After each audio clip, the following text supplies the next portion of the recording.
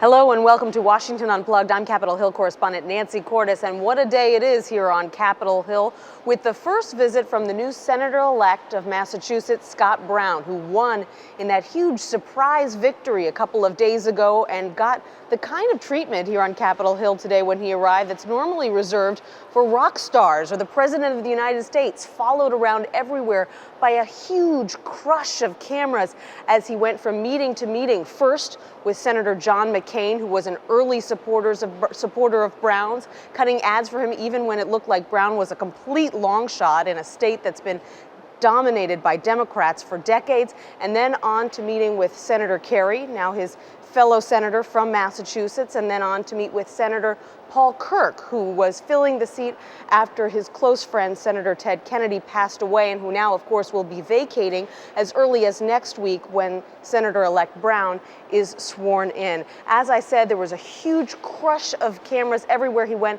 A lot of attention for this man for a couple of reasons. First of all, he now becomes the 41st Republican in the Senate. That means Republicans will have a power that they haven't had in a while to filibuster legislation, basically stop it in its tracks. They weren't able to do that with 40 senators. They will be able to do that with 41. So it completely changes the power dynamics here in the Senate. Second of all, he's a different kind of Republican than we've seen, and that's partly because he's a Republican from the Northeast. And traditionally, Republicans in the Northeast have been more moderate. They need to be moderate to win races up there. And we've seen the Senate in particular moving to the right, but he said today that he wants to work with Democrats. In fact, he has to work with Democrats if he wants to get reelected back in Massachusetts. Take a listen to what I asked him and what he had to say.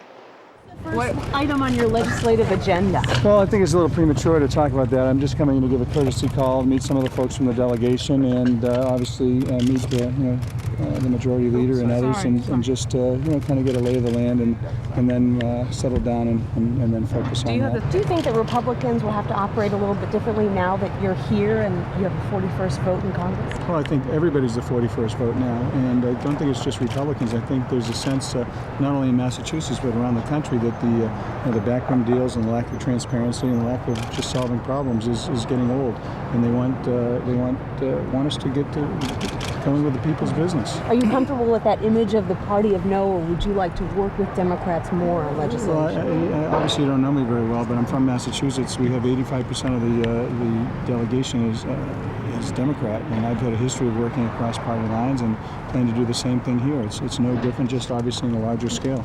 Other Republicans have 41 seats and a legitimate seat at the table. How would you like to move forward on legislation working with the Democrats, perhaps better than the two parties have so far this year? Well, I think you just said it, working with the Democrats. We need to, one of the things, folks, that I've heard throughout my state, and I traveled everywhere in the truck, the famous truck, and we actually, one of the main themes is that people were outraged at the backroom deals, the fact that we in Massachusetts were going to have to subsidize Nebraska and their Medicaid payments forever. Well, we already are paying for a good plan. It needs some work.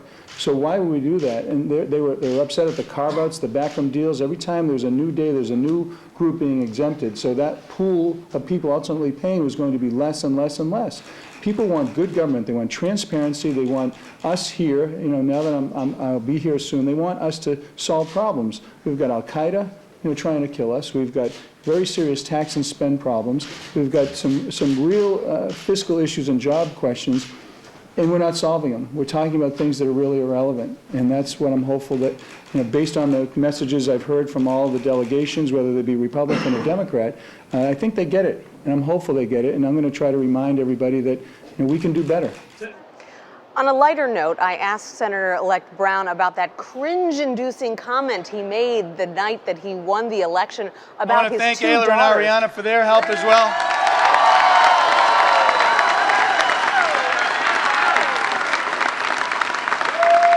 And just in case anybody who's watching throughout the country, yes, they're both available. His daughters looked extremely embarrassed that night. I asked him today whether they're still angry with him. He said no. They've gotten over it. They have a sense of humor about it. They know how their dad is. Sometimes he says things he shouldn't, which means he should fit right in here on Capitol Hill. All right, switching gears now. Miami's Little Haiti has the largest Haitian community outside of the devastated island nation. And so they are now rallying to try and help their people who are suffering so much. Our man Fernando Suarez has been down there and he files this report. In a small community center in the heart of Miami's Little Haiti neighborhood, a clinical social worker works around the clock to counsel grieving family members who've been unable to contact loved ones in Haiti. Initially, like I say, what we call success is the ability to connect. So the news, when they connect, is not necessarily the best. Haitian-born Ed Nelson says that for days, members of the community have been pouring into a local neighborhood center to use the free telephone service provided by Comcast to try to connect Haitians in Miami with friends and family on the island. We set up initially, we wanted to offer supportive counseling and grief counseling to the local Haitian that were affected directly or indirectly by the disaster in Haiti, and then we realized that their main concern was to try to connect with their loved ones in Haiti. During our visit, however, only a couple of callers were able to make contact, and while smiles and sighs of relief were heard on one side of the room, Good. grief and busy signals are heard on the other. This is my son. That's another son. Gracia de Seal has been calling her son and his wife for almost a week. She has yet to hear their voice. These are all her relatives that are down there, so usually what we do, we make copies of it and we keep it on the board, so eventually we'll be able to have those on the Facebook for them as a way of establishing an additional effort to make contact. So far she's been here for quite a while.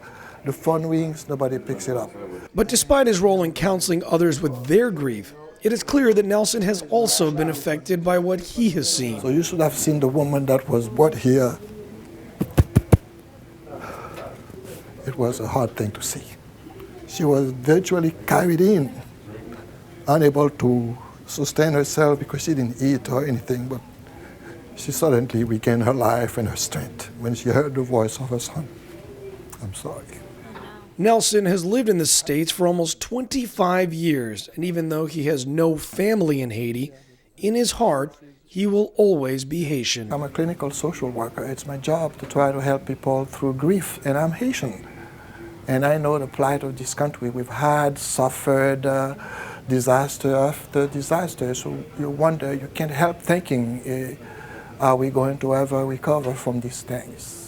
Nelson is just one of the many Haitians in this community who's dedicated countless hours helping the people on the island.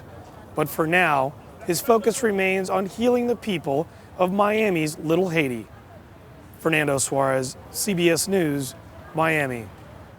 Such a tough time for people even hundreds of miles away from the earthquake zone. And that's it for Washington Unplugged. I'm Nancy Cordes. Thank you so much for joining us. You can catch us every day at 12:30 on CBSNews.com. Catch you later.